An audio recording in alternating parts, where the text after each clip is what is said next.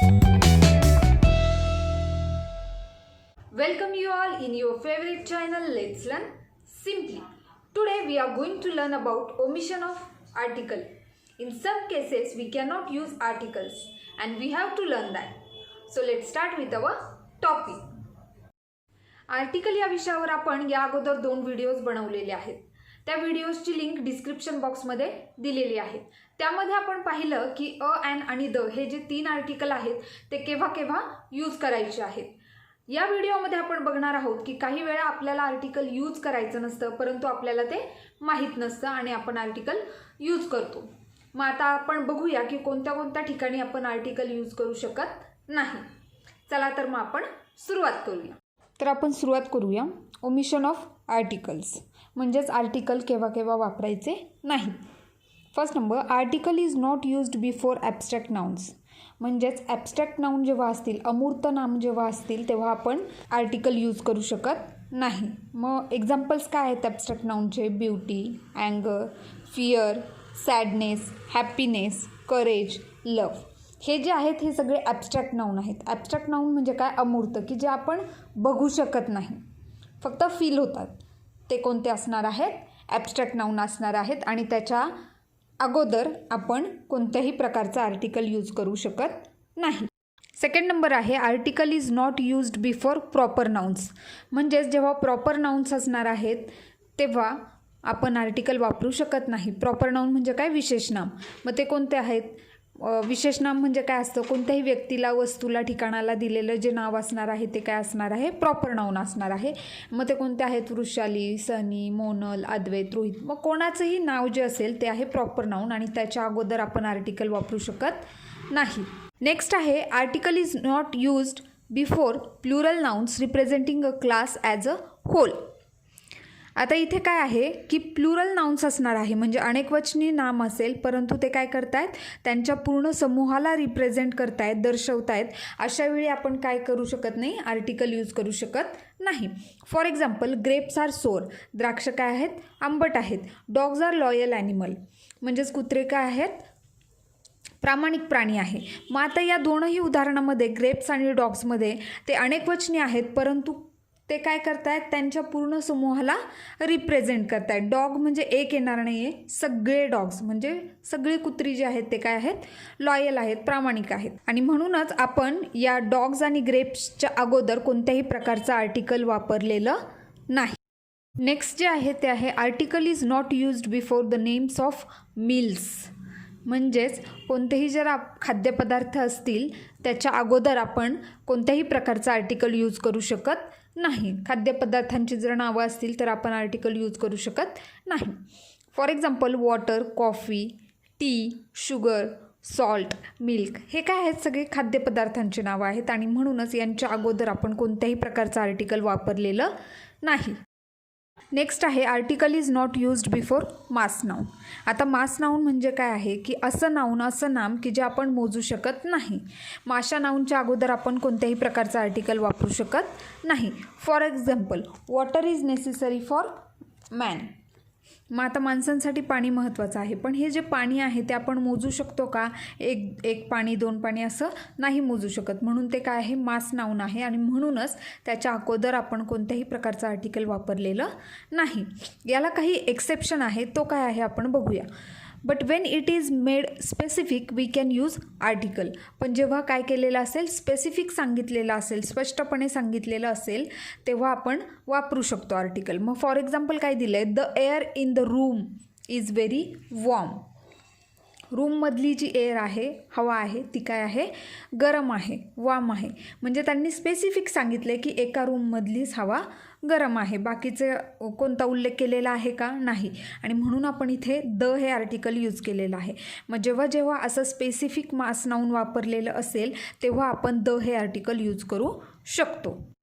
Next आहे article is not used before school, college, church, bed, table, hospital, market, when these places are used for their primary purposes.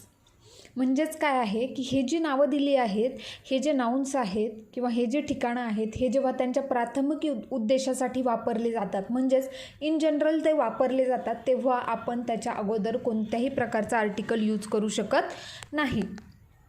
For example बघूया. I learned French at college. Me French शिकले होते. कुठे? कॉलेजला. पण specific सांगितलं आहे का या कॉलेजला किंवा त्या कॉलेजला? नाव वगैरे नाही. फक्त कॉलेज हे एक ठिकाण आहे आणि म्हणून एक इन जनरल वापरलेलं आहे, म्हणून आपण इथे कोणत्याही प्रकारचं आर्टिकल यूज केलेलं नाही. Second example. My mother is in hospital. माझी आई हॉस्पिटलमध्ये आहे. कोणत्या हॉस्पिटलमध्ये आहे सांगितलेलं आहे का? नाही. स्पेसिफिक सांगितलेलं नाही आणि म्हणून आपण इथे हॉस्पिटलच्या अगोदर कोणत्याही प्रकारचं आर्टिकल वापरलेलं नाही. आता याला काही अपवाद आहे. तो काय आहे बघू. But when it is made specific we can use the article. मग आता काय सांगितलं आहे की जेव्हा स्पेसिफिकपणे एखाद्या यावरीलपैकी एखाद्या ठिकाणाचा उल्लेख केलेला असेल तर तिथे आपण काय करू शकतो? आर्टिकल वापरू शकतो. आणि कोणतं आर्टिकल वापरू शकतो? द हे article. For example. I met him at the church. मी त्याला भेटलो होतो. कुठे? चर्चमध्ये. मग त्या स्पेसिफिक चर्चमध्येच, ज्या चर्चमध्ये तो जातो त्या चर्चमध्ये मी त्याला भेटलो होतो. म्हणजे इथे स्पेसिफिक ती जागा जी आहे, जे ठिकाण आहे ते स्पेसिफिक सांगितलेलं आहे आणि म्हणून इथे आपण द हे आर्टिकल वापरू शकतो. म्हणजेच हे जी ठिकाणं दिलेली आहेत वरती, ते जर जनरल पर्पजसाठी वापरली तर तिथे आर्टिकल येत नाही आणि जर स्पेसिफिक ठिकाणाचा उल्लेख केलेला असेल तर आपण आर्टिकल वापरायचं आहे. Article is not used before names of relationship like father, mother, aunty आणि अंकल. मग आता इथे काय सांगितलं आहे की जे रिलेशनशिप असतात, आपली जी नाती आहेत, त्या नात्यांच्या अगोदर आपण कोणत्याही प्रकारचं आर्टिकल वापरू शकत नाही. मग नाती कोणती दिली आहेत? Mother, father, brother, sister, aunty, uncle. हे जे रिलेशनशिप आहेत, ही जी नाती आहेत, या नात्यांच्या अगोदर, यांचा उल्लेख करण्याच्या अगोदर आपण कोणत्याही प्रकारचं आर्टिकल यूज करू शकत नाही. आली आहे. मग आता इथे मदर हे एक रिलेशन आहे आपलं आणि म्हणूनच आपण त्याच्या अगोदर कोणत्याही प्रकारचं आर्टिकल वापरलेलं नाही. नेक्स्ट एक्झाम्पल आहे. Aunty wants me to dance. आता इथे काय दिलं आहे की माझे जे आंटी आहे त्यांची काय इच्छा आहे की मी डान्स करावा. मग इथेही जे आंटीसोबतचं रिलेशन आहे, हा शब्द आपण वापरला आहे आणि त्याच्या अगोदर आपण कोणत्याही प्रकारचं आर्टिकल वापरलेलं नाही. मग लक्षात ठेवायचं आहे, कोणत्याही प्रकारच्या रिलेशनशिपचा उल्लेख जर केलेला असेल तर त्या अगोदर आपण कोणत्याही प्रकारचं आर्टिकल वापरू शकत नाही. नेक्स्ट आहे. Article is not used before nouns in these phrases. By bus, by post, by river, by day, at home. मग आता खाली काही फ्रेजेस दिलेले आहेत. त्या फ्रेजेसच्या अगोदर आपण कोणत्याही प्रकारचं आर्टिकल यूज करू शकत नाही. For example. I use to go by bus. मी बसने जायचो.